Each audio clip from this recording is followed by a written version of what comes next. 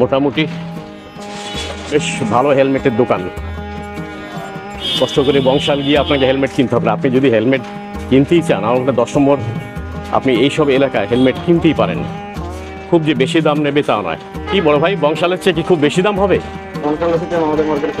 বংশালের থেকে আপনাদের মার্কেটে কম হবে। কেন কম হবে? অ্যাভেলেবেল। এখানে তো দেশি বিদেশি সব রকমের হেলমেটই পাচ্ছেন।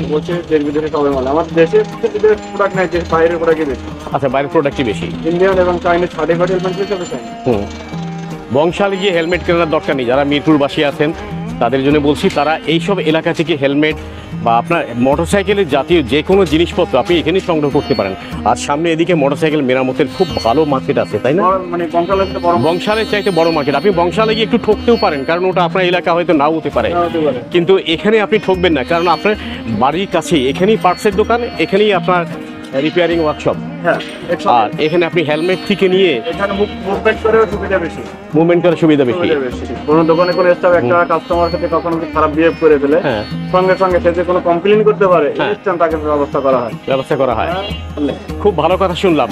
এইসব দোকানে গিয়ে কোনো কেউ যদি দোকানদার আপনার সঙ্গে খারাপ ব্যবহার করে থাকে, আপনি যদি কমপ্লেইন করেন, এই ব্যবস্থা এড়ে নেবে, যেটা আপনি বংশালে সম্ভবত পাচ্ছেন না। কারণ বংশাল আর ওল্ড টাউনে গিয়ে এত হিজিবিজি জায়গায় গিয়ে লাভ নেই। এই এলাকায় যারা থাকেন, আপনি এখানেই আপনার মোটর সাইকেলের, বাইকের বা বাইকের সম্পূর্ণ কাজ সেরে নিতে পারেন। চলুন আমরা একটু আবার ওদিকে যাই।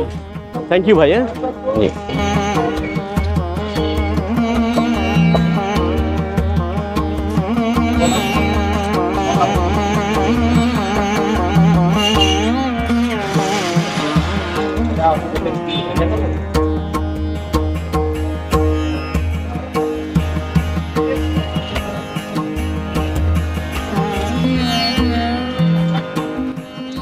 একটু আগেই বলেছি আপনাকে যে আপনি আপনার যদি বাইক থেকে থাকে বা মোটরসাইকেল থেকে থাকে, তো এই এলাকায় এসে আপনি আপনার পুরো কাজটাই সেরে নিতে পারেন।